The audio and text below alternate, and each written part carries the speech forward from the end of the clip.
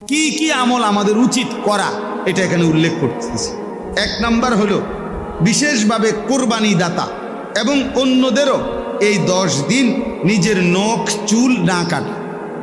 এটা একটা আমল, এটা একটা ফজিলতপূর্ণ আমল। অর্থাৎ জিলকদ মাসের শেষেই জিলহজের চাঁদ উঠবার আগেই নখ এবং চুল কেটে ফেলা, আর এই 10 দিন কোরবানি হওয়ার আগ পর্যন্ত নখ চুল বিশেষভাবে যাদের কোরবানি করে, মানে যাদের উপরে কোরবানি ওয়াজিব, তাদের জন্য বেশি জরুরি।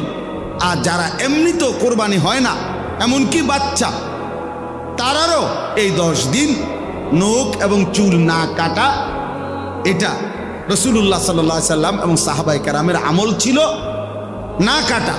অতএব এইটা একটা আমল যে এই 10 দিন নখ চুল কাটবে না। কথা বুঝছি?